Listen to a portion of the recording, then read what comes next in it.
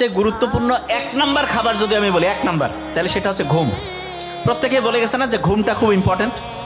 পরীক্ষা যখন আসে তখন অনেক অভিভাবক কি করে যে তুই সারাদিন পড়বি, 3-4 ঘন্টা 5 ঘন্টা ঘুমাবি। নো, এটা লিখে রাখেন প্রত্যেকেই। পরীক্ষা যখন আসবে তখন ঘুমাইতে হবে বেশি। আমি বলছি, লিখে রাখেন, পরীক্ষা আসবে ঘুমাইতে হবে বেশি। এটা 1 নাম্বার। কি কারণে? আমরা যখন কোনো একটা জিনিস পড়ি তখন পড়াটা প্রথমে শর্ট টার্মে থাকে, একটা ছোট্ট বক্সের মধ্যে থাকে। ওই পড়াটা শর্ট টার্ম থেকে লং টার্মে যাওয়ার জন্য সবচেয়ে গুরুত্বপূর্ণ হচ্ছে ঘুম। তার মানে পরীক্ষা যত আগায় আসবে তত বেশি পরিমাণ ঘুমাইতে হবে।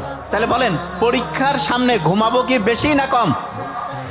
বেশি, 1 নাম্বার। 2 নাম্বার জিনিস, অনেকে আছে না পড়তে গেলে কয় যে ভাই পড়া মাথায় ঢুকতেছে না, সহজ বুদ্ধি শিখাই দেই। আপনি একটা কঠিন জিনিস পড়ার আগে, শোনেন, কঠিন জিনিস পড়ার আগে একটু ঘুমাই নেবেন। কয় মিনিট? 5 থেকে 7 মিনিট অ্যালার্ম দিয়ে রাখবেন, ছোট্ট অ্যালার্ম। মানে অ্যালার্মটা হবে মিউজিকটা এমন যাতে পাখির কিচির মিচির, এরকম ভয়ের কিছু না। 5-7 মিনিট ঘুমায় আপনি উঠলেন, উঠার পরে আপনি আবার কিচির মিচিরের একটা অ্যালার্ম দিবেন। অ্যালার্মটা দিবেন 15 থেকে 20 মিনিট এবং টার্গেট নেবেন যে 15-20 মিনিটে এই পড়াটা পড়বো। অবাক হয়ে যাবেন, ব্রেন যখন দেখে যে আগের থেকে আমি টার্গেট ফিক্সড করে দিয়েছি, তখন ব্রেন ওই কাজটাকে সফল করার জন্য খুব দ্রুতই পড়াটা কমপ্লিট করবে।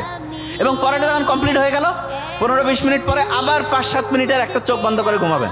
যে ভাই এটা আবার কেমন কথা? হ্যাঁ, এটা খুবই গুরুত্বপূর্ণ। আপনি ঘুমানোর মাধ্যমে পড়াটাকে শর্ট টার্ম থেকে লং টার্ম যে মেমোরি সেন্টার আছে সেখানে রিজার্ভ করবেন।